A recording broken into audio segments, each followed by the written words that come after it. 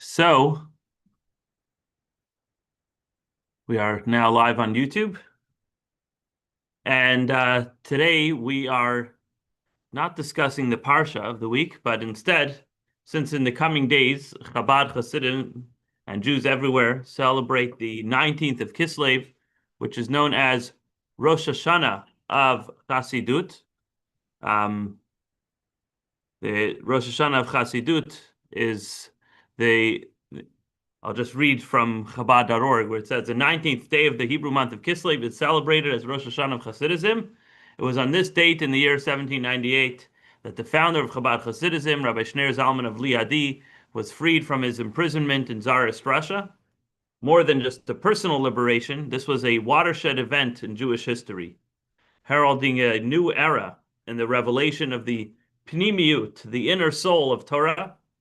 On this day in 1772, 26 years prior, the Maggid of Mezrich, the teacher of the Alter Rebbe, returned his soul to his maker. Before his passing, he said to his disciple, Rabbi Shneir Zalman, "This day is our Yom Tov." It's a day of our celebration, indicating that this would be a day of mutual celebration for both of them, as was later discovered in the coming years, 26 years later. So why is this day relevant to each and every one of us? I understand if it's relevant to the Maggid of Mezrich and to the Alter Rebbe, the founder of Chabad Hasidism. But to better understand all of this, we have to actually go back even one more generation earlier, and that is to the founding of the Hasidic movement altogether by the Baal Shem Tov. So we're going to do a brief history lesson.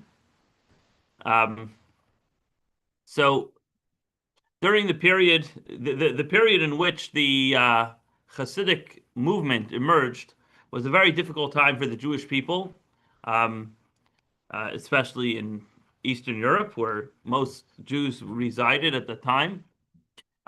It was very difficult materially. It was also very difficult spiritually. From a material standpoint, it was a period following the infamous persecutions, the pogroms of Khmelnytsky. These were the Cossacks that were under the auspices of Bogdan Khmelnytsky, and they created revolts against against the Polish government, and this was the Cossack revolt against the Polish-Lithuanian Commonwealth as it was at the time. But as we know, as the saying goes, first they come for the Jews, right? And so if you're upset at the Polish government, what do? Kill some Jews, right? Naturally, that's how it's been historically, right? And it resulted in massacre of tens of thousands of Jews, not seen. I don't know if there ever was until that point in history any level of massacre on that level. Unfortunately, the Holocaust outdid that too. But there were hundreds of communities that were destroyed, lots of refugees, captives, lots of people who were forcibly converted to Christianity. And so actually in some communities, they observe a fast day on the 20th day of Sivan, in memory of the victims. And there were, even till today, the Shabbos before the month of did I say Nisan? Sivan, I was supposed to say. Sivan. The Shabbos before the month of Sivan, when we bless a new month, normally we omit the paragraph about memorializing holy souls who have departed. Why? Because it's on a day that's joyous. Like if it's a day that we're blessing the new month, we don't like to mention sad things, and even though it's to bring blessing to the deceased, but still we avoid any mention of death. But on the Shabbos before Rosh Chodesh Sivan, we still make sure to mention it. Why? As a way to commemorate the victims of that Khmelnytsky pogrom. So it was obviously something that was very, very significant in terms of Jewish history and created a very challenging physically a challenging time for the Jewish people. Now, there in the aftermath of these pogroms, many families were left without a livelihood, and many Jews therefore were not able to afford to send their children to cheder, not only because of the high tuition cost, that might be a more contemporary problem, but because who's going to work the fields? Who's going to, plant the potatoes? Did they have potatoes then? I'm not sure. 1798? I think so. Okay, fine. 1698. Did they? I don't know. Maybe not. Anyways, So, the point is, um, they had to have the kids work the fields, and unless you were wealthy enough that you could afford to live on a adult only income, then you had to get the kids involved to support the family. And only the wealthy were able to provide a Torah education for their children. So what resulted because of that was you had a generation of Jews who were illiterate. They didn't know how to read and write Hebrew. And there was like this rift between the scholarly Jews and the simple Jews. And it came to such a tragic reality that they started making separate synagogues for the simple Jews and the scholarly Jews. So um, this divide between these two camps ended up getting wider and wider. And on the other hand, the situation amongst the Torah scholars was also far from healthy because over the long years of exile, fundamental values had been distorted. Many Torah scholars had lost the inner meaning of Judaism, which is pure faith, joy in doing a mitzvah, love of their fellow Jew, and other such things that are so fundamental. And they would do the prayers, but they would ram through it without any soul. They would they, you know even when they did a mitzvah meticulously, it felt like a burden. And by the way, a lot of that spills over till today. You wonder why so many American Jews reject Judaism. A lot of that is because of the traumas that were passed down from there. Why do we have to do this? Don't ask. This is the way it's done, right? That whole mentality, it's unhealthy. It was never meant to be that way, right? So even the Torah study, which was the center of their lives, because we were, they're the scholarly elites, it lacked the warmth and just Warmkeit, as we say in Yiddish, of the Jewish soul. And so it became from joy to oi, as we say. So it was a lot of focus on punishment and burning in hell and whatnot. So this was a very sad historical backdrop against which the Baal Shem Tov, Rabbi Yisrael Baal Shem Tov, was born on the 18th day of Elul in the year 1698, who was sent to this world essentially to breathe life into the Jewish people and give them a pick-me-up. Both those who were the scholarly elites that were a bunch of kvetches, and both the simple Jews who just were very simple and they lived very plain lives. So he was basically, essentially, sent to the world to wake everybody up. So let's read source one, which is from a talk that the Rebbe gave on in 1960 about God loving every Jew. Joe, why don't you start us off? The Baal Shem Tov famously taught that God's love for each and every Jew is incomparably greater than the love that elderly parents feel for their only child born to them in their old age. Okay, so in the very beginning, the Baal Shem Tov introduced the idea that the relationship between a human and God is a relationship of love. God loves you, He wants to do everything good for you, and you're meant to reciprocate that love by studying His Torah and doing His mitzvos in a way of love, not just motivated by fear and trepidation. And he went on to explain that God loves everybody, however they are, in whatever condition they are, in whatever form, in all shapes and sizes. God loves His children just like a father loves his children. And it doesn't matter if the child's a professor or a simpleton, and your child is your child. And furthermore, he actually went against the grain by saying that in some sense, the simple children are the ones that God loves even more. You want to read source two? Sure. The qualities of simple people. My father-in-law, the Rebbe, repeated a teaching of the Baal Shem Tov about the importance of loving every fellow Jew, including simple people. What is written in the tefillin that God wears. Who is like your people, a unique nation on earth? This means that the Jewish people are God's tefillin. Tefillin have two parts, one worn on the arm and one worn on the head. Both are mitzvah and both require a blessing. There are different opinions about whether one blessing covers both or two separate blessings are made. The order is that the hand tefillin are put on before the head tefillin. The same is true regarding God's tefillin. The arm tefillin, meaning the Jews who focus on actively performing good deeds, simple Jews, comes before the head tefillin. The Jews who focus on Torah study and comprehension. You get it? The hand tefillin represents action. You're doing an active mitzvah. The head tefillin is the intellectuals. Right. The teaching of the Baal Shem Tov awakened in many a feeling of love toward even the simplest Jews because of the special advantage possessed by those who devote themselves to good deeds and those who primarily over those whose primary focus is intellectual achievement.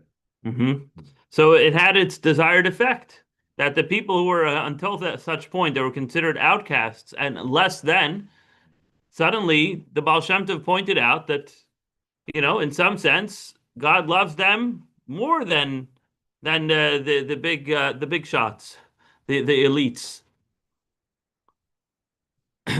Here's another thing the Baal Shem Tov taught, and you were at the class earlier this week where we talked about hashgacha pratit. We'll revisit that here again. Divine providence, or actually, as we explained, it's individual providence, individual divine providence. Source 3, the Baal Shem Tov taught that divine providence extends to everything, including inanimate objects, vegetation, and animals, and to every single detail. Even a leaf that turns over from one side to the other, whether moved by a wind or by some other cause, is a result of divine providence. So everything that exists in this world, even a leaf fluttering in the wind, how many back flips and front flips that leaf does, every movement is directed by God's will. That's how he wants it to be. And as we see here, there's a story of, it is told, one of the Baal Shem Tov students could not fully accept this idea of specific divine providence. He brought his questions to his teacher, the Baal Shem Tov, and instead of answering him with explanations and intellectual proofs, the Baal Shem Tov simply instructed him to go into the forest, stand next to a tree, and begin to follow the path of the first leaf that would fall from it. The student did so and began to walk after the leaf. For a long while, he followed the trail of the leaf as the wind blew it here and there until it led him out of the forest.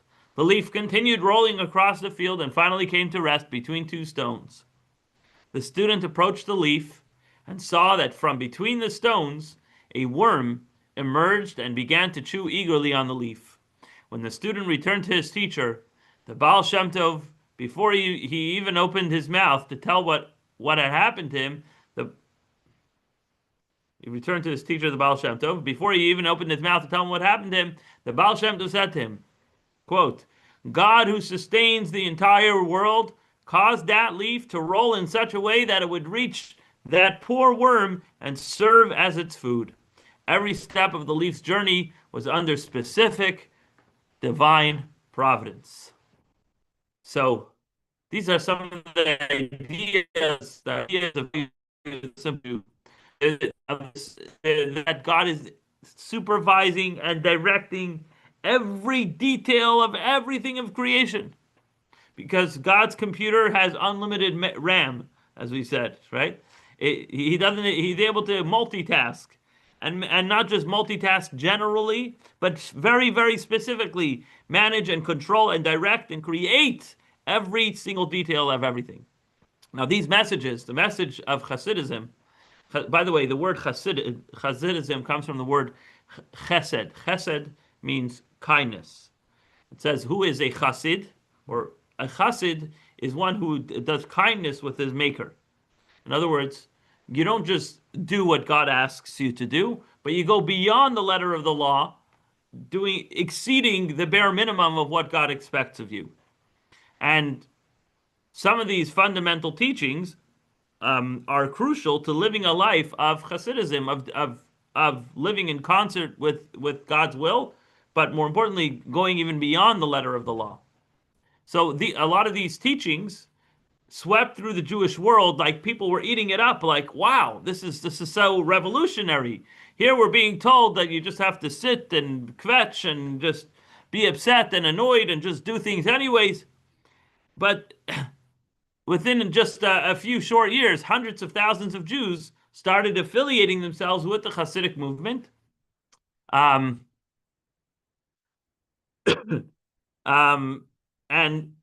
it should be noted that some of the ways of Hasidus, the joy, the atmosphere, the love of every person at every level, things like that, really touched at the heartstrings of everyone. But the deeper teachings of Hasidus, some of which we're talking about here, were only really studied by the inner circle of the Baal Shem Tov, his students and their students. There wasn't this formal, textbooks that they could read from. It was, he would go around and talk to communities and lecture to them, and inspire them and point out, like the leaves fluttering in the wind, and just boost the morale. But the actual teachings and the philosophy wasn't exactly reaching as far. However, in the next generation of Hasidus, amongst its students of the Baal Shem Tovs, a debate arose over how much the Baal Shem Tov's teachings should be publicized to the broader public. And some felt that, these ideas, because they're so revolutionary, it's best if they remain within the inner circle, and they this way it could be studied properly and not distorted. But most of the students, led by the Maggid of Mezrich, believed that the correct path was to teach the Baal Shem Tov's teachings to all, because they would really rejuvenate the souls of the Jewish people. And there was actually a fascinating story expressing this intense debate here in Source 4. You want to read for us the story? Sure. The Alter Rebbe related, the holy Rabbi Pinchas of Koretz opposed the method of our teacher, the Maggid, of publicly teaching Hasidism, saying that such lofty matters required more discretion. One day, Rabbi Pinchas found 2 pages of written teachings of my teacher blowing about in the yard, much to his consternation. When I saw his dismay, I repeated a well-known parable to him. The king's son was gravely ill, and the doctor said there was no remedy for his ailment. The only hope was a non-conventional cure, to grind a certain gem and mix it with water, then drink it. The king ordered them to try. They searched the king's treasure house for the gemstone with these miraculous properties, but to no avail. The king's son's condition continued to worsen. So basically, to summarize what we said, is there was a leaflet that was written by the holy rabbi that was basically found, it fell out of somebody's pocket and landed in the trash or the toilet. And it's like, is this what's supposed to be happening with these holy writings? Obviously this is a sign that we have to be more sparing about where this reaches, because it's ending up in the wrong places. He said. So he began this analogy with a king's child who's sick, and essentially there was a medical trial available, and the question was, should they do this medical trial even though it meant taking out the gemstone from the king's crown? One of the sorry, I spoiled it. One of the wise people investigated and found that one of the crown jewels was indeed this very stone they were seeking with the healing properties. The king was apprised of this find, and in the meantime, the prince's condition took a turn for the worse. The doctors advised that even if this healing potion was poured directly into his mouth, it was doubtful whether it would be effective, and the crown jewel might go to waste. Right, so this is literally a medical trial. Like, we can do all this work, and it still might not help. The king responded, "My crown is very valuable and honors those who wear it, and this gemstone is the most precious part of the crown. However, All of this is just worthless compared to the life of the prince. It is worth grinding the crown jewel, even if this cure is doubtful, for perhaps even a drop will enter the prince's mouth and heal him. When I concluded the parable before the Rabbi Pinchas, he laughed and said, "You are correct in your words. You have justified the practice of teaching Hasidism publicly. Blessed is the rabbi who has such students."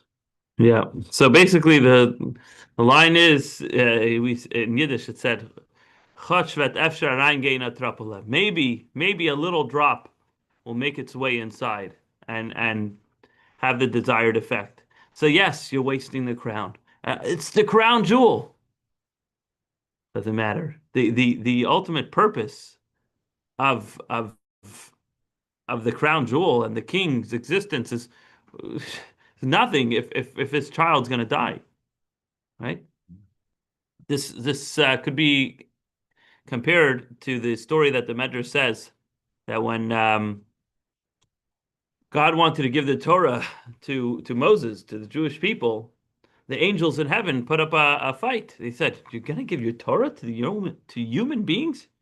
You know what these people do down there? It's like this is your prized treasure. It's sitting right beneath your throne of glory, and why don't you leave it here?" And and God turns to Moses, it's like, "Moses, I want to see if you could answer that. Why don't you speak up? Why don't you defend this initiative to bring the Torah down to the Jewish people?" So Moses turns to the angels and he says, "How many of you have ever been to Egypt?" Silence. "How many of you have a father or mother?" Silence. It's like, well, the Torah talks about, "I am the Lord your God who took you out of Egypt." The Torah says, "Honor your father and mother." So the Torah was made for people in this world. And basically, what the angels were saying is that we object philosophically to the idea that something so valuable can potentially be treated or mistreated in such a degrading way, right? Think about it. They say that the Bible is the most printed or published book in the world, Yeah. right? Right. Now, I don't know if I can validate every translation of the Bible, but certainly there are verses in there that are holy. Even the ones that mistranslate half of it, the other half is Something good. there's something good there, right? When something good is and something holy is spread to such vast places, you don't know where it's going to end up. It might get dumped in the recycling bin. We know that in Judaism, whenever we have holy books, if we're not using them anymore, we have to bury them in the ground in a dignified way, right? So here, the angels are saying, what are you putting it to them? They don't know how to treat this. They're busy involved in their own affairs, their business, their ice cream, and their relationships. They're not going to really care and give the Torah the honor it truly deserves. What's that? Their ice cream. I'm telling you, all that ice cream. So this is really a question that repeats itself very often in the spiritual realms. Whenever there's an opportunity for something to be revealed that's holy in this world, the angels on high put up a fight. They say it doesn't belong there. So when the Maggid of Mezrich, the disciple of the Baal Shem Tov, says, we have to teach this to everybody. We have to make it available in print. We have to teach it to the masses. In heaven, so to speak, there was a problem. They're like, whoa, whoa, whoa, whoa, whoa, slow down a second. These are very deep ideas. You're telling me that now some guy who's driving a tractor in a field is going to plug in his headphones and he's going to start listening to Kabbalah classes? That's not where a Kabbalah class belongs. That's so degrading. How can we be studying these things?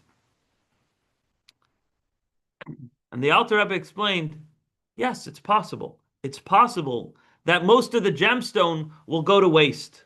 It's possible the entire gemstone exercise will just be for nothing. But if there's a hope that the king's son will be revived, it's all worth it. And if there's a hope that some of these teachings, some of these Hasidic teachings, which is essentially teaching Kabbalah in a practical way, is going to revive somebody and give them a spiritual rejuvenation, even if it's one person, it's all worth it. So the Alter Rebbe, who was the Rabbi Shneir Zalman of Liadi, who was the disciple of the Maggid of Mezrich, took it a step further and spread the teachings of Hasidism amongst broad Jewish circles in Eastern Europe. Furthermore, he founded the Chabad Hasidic movement. So until then, it was the Hasidic movement, as I explained, being pious, committed to God, seeing the innermost dimension of mitzvah observance and Torah study. But the Alter Rebbe founded the Chabad Hasidut, which is a philosophical system and a method of study, contemplation, personal refinement and improvement. And it took some of the most abstract Kabbalistic ideas and applied them to daily life. In fact, I was just reading this morning the Hayom Yom, which is a compilation of little Hasidic not essays, little one-liners for each day of the year. And today's entry, it says that Hasidism, it's Mishane es hametzius umegale es hamehus, which means it changes the reality, how we behave, how we act, but it reveals our essence. In other words, Hasidus teaches us that we have something invaluable inside of us. We have a piece of God. That's literally a neshama, that's a piece of God inside of us. By doing that, by revealing the essence, Hasidus also tells us that now that demands of us to change our reality, to change the way we're behaving, that it should be aligned with who we are at our core. So it does that through deep philosophical study and appreciation of these lofty ideas. Now, in its early years, the Hasidic movement faced lots of strong opposition from the rabbinical establishment and the organized Jewish community.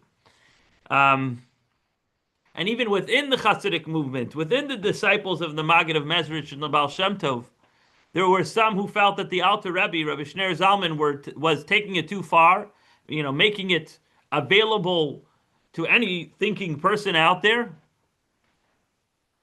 And so in the fall of 1798, following the slander of the opponents who claimed that the Chabad Hasidic ideas were undermining the foundations of the Tsarist regime, saying that he was supporting the Turks, etc., Rabbi Shneir Zalman was arrested in the Peter Pavel fortress in St. Petersburg.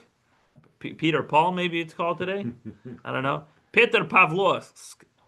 And during his interrogations, he had to explain some of his philosophical teachings. He had just published the Tanya, I believe, 2 years prior. So this was like, they wanted to understand what are these teachings that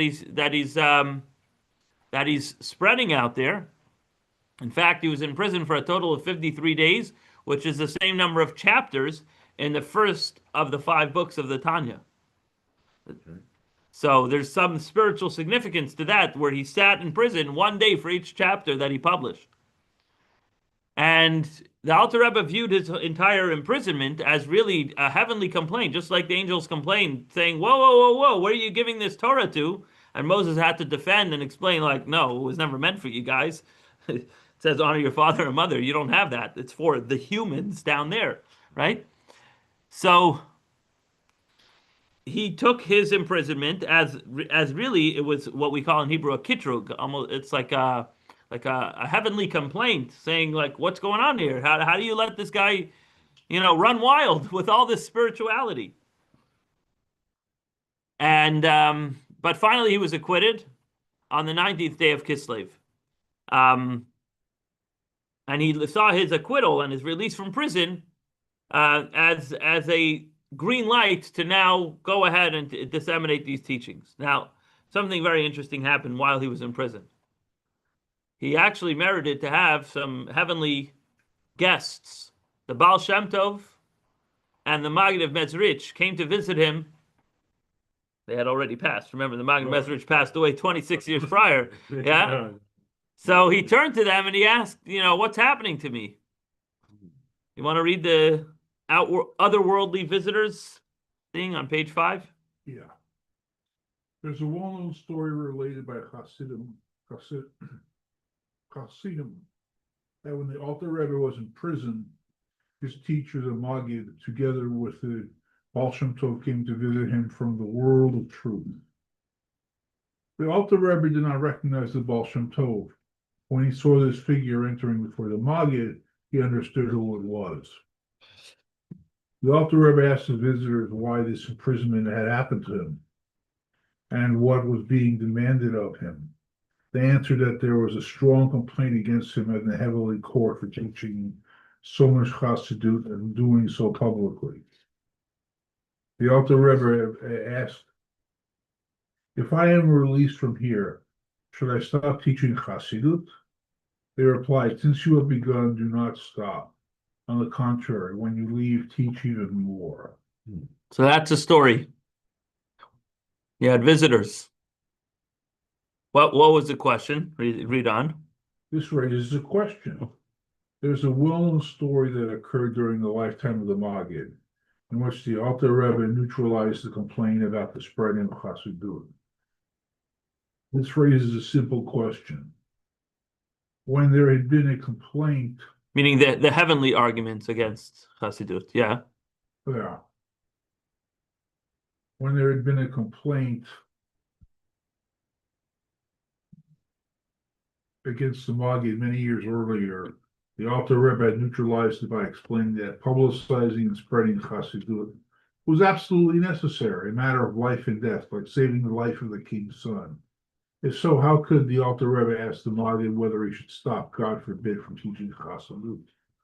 Could such a thought even occur to him after he himself had already explained that this is a truly life or death matter? A second round of complaints? Why don't you let Peter read that? Oh, To answer this, we need to first raise an additional question about the entire matter. The argument had already risen during the leadership of the Maggid, as mentioned, it had been neutralized through the Alter Rebbe's explanation, using the parable of grinding the precious stone from the king's crown in order to save the life of the king's son. If so, what has changed? What had emerged during the period between the Maggid's leadership and the Alter Rebbe, a period of 26 years, that caused a new complaint to arise against the Alter Rebbe, after the earlier arguments against the Maggid had already been neutralized years before? Right, so you already addressed the general concept of, yes, it's good to teach these ideas because it may help somebody. And even though in the process it's possible that some of these teachings and manuscripts might be disrespected, it's worth that risk for the potential cure that it'll provide to people. So why suddenly is the Alter Rebbe interpreting his imprisonment as a heavenly decree, once again getting in the way of this happening, if we already established it's a good thing? So the Rebbe explains as follows. The explanation is as follows. During this period, the manner in which Chassidut was revealed changed. Therefore, even though the argument against the Maggid had been nullified through the parable of the king's son, a new complaint arose against the Alter Rebbe because of the new method that he began using to teach Chassidut. Let's explain. The difference between the approach of the Alter Rebbe and that of the Maggid in spreading Chassidut is as follows. The Alter Rebbe began presenting these teachings in a way that engaged all of the intellectual faculties, known as Chabad, wisdom, understanding, and knowledge. Chachma bina da'at, Chabad. In the terminology of the Zohar, it became something people could be sustained by. Like when there, in other words, like it really takes over their entire um, psychodynamic system. When there's an initial flash of insight followed by focused contemplation, so the insight is the chachma, the focused contemplation is the bina, and then a deep bond of knowledge, which is da'at, the person becomes unified with the idea in an incredible union to the point that it becomes like part of the person's own flesh and blood, as explained in Tanya. Basically in chapter 5 primarily of Tanya, the Alter Rebbe explains when you are studying a concept deeply, right? So imagine this is your brain. Imagine my hand is your brain, and this is the intellectual concept. So my brain takes in the intellectual concept. But really, this concept is part of a broader idea that I have to study. When I study something, it's more like I'm sticking my hand into a bigger thing, right? I'm sticking my brain into that. So on the one hand, my brain is absorbing it, but on the other hand, my brain is immersed in it at the same time. And this is what he calls a wondrous unity, an incredible union, as he says. So, in other words, it's not just something, oh, you hear a nice thing, you listen to the radio, and you're like, oh, wow, that's interesting, and then you move on and totally forget about it. But the Alter Rebbe taught Hasidism in a way that it permeates you from the inside and from the outside. As we see in practice, the teachings revealed by the Baal Shem Tov and the Maggid are compared to brief points in comparison to the elaborations found in the Tanya. Right? So this shift in the revelation of Chassidut during the Alter Rebbe's period, expanding them into a system of explanation, comprehension, and understanding, is what led to the new argument against the Alter Rebbe, even after the earlier argument had already been dismissed. To explain further, in the parable given by the Alter Rebbe about saving the life of the king's son by grinding the precious stone of the king's crown, the parable that neutralized the argument against the Maggid, the decisive point is the hope that a single drop will enter the mouth of the king's son. That one drop is what will save his life. What's the analogy for that? This means revealing the teachings of Chassidut, the most precious jewel of the king's crown, in point form, a single drop. Since this is God's Torah, especially the inner dimension thereof, a single drop, one teaching, is enough to revive the king's son. Which explains why, this is my own words, which explains why the teachings of the Baal Shem Tov and the Maggid were usually short-form teachings. And by the way, also the teachings of the Alter Rebbe prior to his arrest. He continues, and that's exactly what happened. The revelation of Chassidut in point form in the time of the Baal Shem Tov, in the time of the Maggid, and during the initial period of the Alter Rebbe, did in fact succeed in reviving the king's son, breathing new life into the Jewish people. Mission accomplished. Good. But we can't stop. However, when the Alter Rebbe began revealing Chassidut not only as brief points or single drops, but in expanded Chabad form, a new argument arose against him in the heavenly court. So that's what the new kitrug was. The new argument against him was suddenly like, whoa, whoa, whoa. Now you're taking this to a whole new level. People are actually studying this. There are yeshivas where this is part of the curriculum. I mean, this is like very, very official. We never expected that. We never signed off on that one. We're gonna have to bring you to trial for this again. So let's read source 5. Where Just a quick question. Go ahead. I didn't want to let this go. The Alter Rebbe has visitors, dead people. Correct. He didn't ask him what is that. So that's normal. It just sounded like that was kind of a normal thing that happened. When you're the Alter Rebbe, you're able to communicate with people of the past. So this in other words, when you live on a level where the soul is the primary substance of a person and the body is just a vessel to carry that soul, then when you see the soul as a secondary thing, you might also see a body. But for us who live in the world of bodies first and soul second, when somebody's body goes, it's very difficult to connect with them because their body's gone, right? So even though we could connect on a soul level, we're not going to see it and have that visual experience. But somebody who lives on that level, Is anybody at that level now? Is that happening still? I'd imagine there must be some people that way. But someone like a Rebbe on that level, certainly. They were. What's that? Like I don't know. It's not going to be like Moses was talking to God, but talking to former teachers. I mean, I could see that happen, but I didn't know if anybody's actively talking about that and you're hearing about that. It's not in my class chat that people are saying, "Oh yeah, I talk to so and so all the time." Okay. So I don't know. I mean, How about dream sequence? no, but it wasn't a dream. It was it's interesting because actually the fifth Chabad Rabbi Shalom Dovber, um, asked his son Rabbi Yosef Yitzchak, who had visited the Peter Pavel fortress and actually went into the room that allegedly the Alter Rebbe was in, and his father asked him, "Tell me, since you were there, was there room in there for 3 people?" It's a good question. So, it just shows that, these are men who operate on a different wavelength than you and I. I think when you get spiritually tuned in to God, you can get pretty deep in, and He'll do all kinds of stuff. Yep. Whatever He wants, whatever's good for you. Pretty much. What you need to get done. Okay. Source 5. A Jew may indeed become distant, even per the definition of Torah, the Torah of kindness.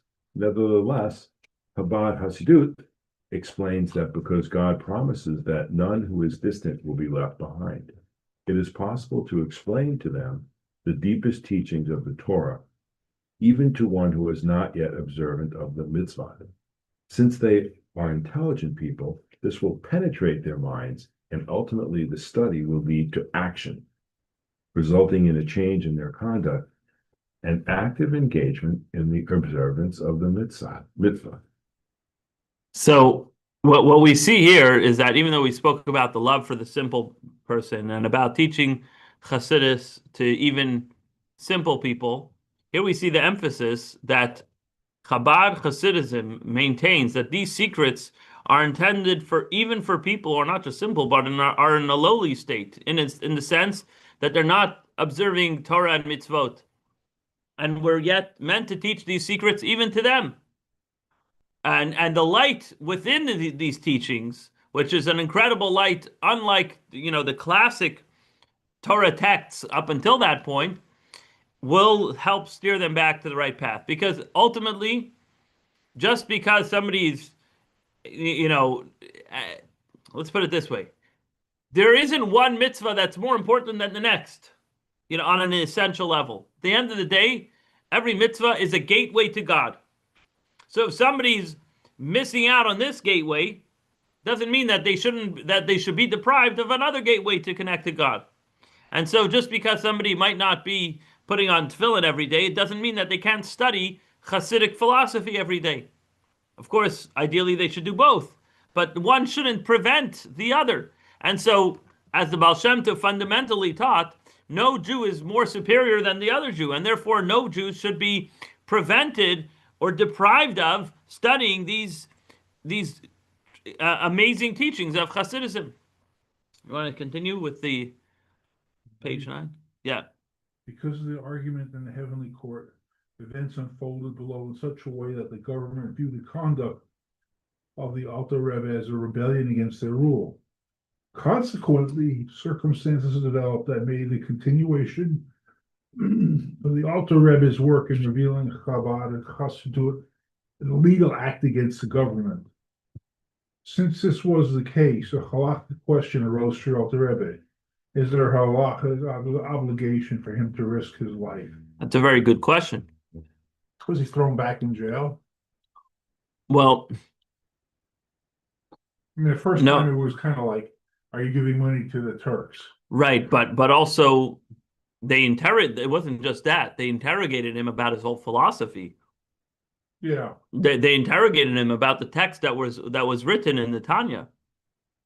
So clearly it was about his philosophy, Oh, even in this world. It wasn't only about the money to the Turks, right?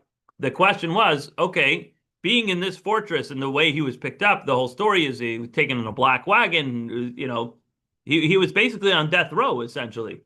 So the question was, okay, I pushed the envelope a little bit. Should I continue doing that, especially if it involves risking my life, as was the case in me arriving here in the first place? So the practical lesson from all the above is as follows. The Baal Shem Tov and the Maggid instructed the Alter Rebbe that not only should he under no circumstance stop teaching Chassidut, but on the contrary, he should increase his efforts even more. This creates a clear directive for his students and their students for all generations to intensify with great enthusiasm the spreading of these teachings outward. And so this is why in today's day and age, we publish Hasidus on YouTube. We print Hasidic books in all languages because at the end of the day, whoever it reaches is ultimately a good thing. And that's why over here we have teachings of the Rebbe every week, which often includes Hasidic ideas. We study Tanya every Tuesday, and lots of the ideas that we're doing at the JLI class on Mondays and Tuesdays about the Kabbalah meaning is all influenced by this watershed moment of Yud-Tes Kislev, the day that the Alter Rebbe was released from prison, which today is known as Rosh Hashanah of Hasidism, because this really opened the floodgates where the Alter Rebbe went from teaching short little snippets like his teachers used to do to teaching long form, deep discourses, going into elaborate explanations of the deepest ideas and showing how they're relevant into our everyday mitzvah observance. And so that is, in a nutshell, what is Chabad, as the question is posed here in the title. Chabad is studying these ideas of Jewish mysticism in a comprehensive manner, to the point that the light, the spirituality and appreciation of these ideas should propel us to action to actually change our behavior and change our lives. Because when we understand that our mohus, that our essence is something really great and holy and special, then it changes the metzius, it changes the reality of how we behave in our everyday lives for the better. Was there some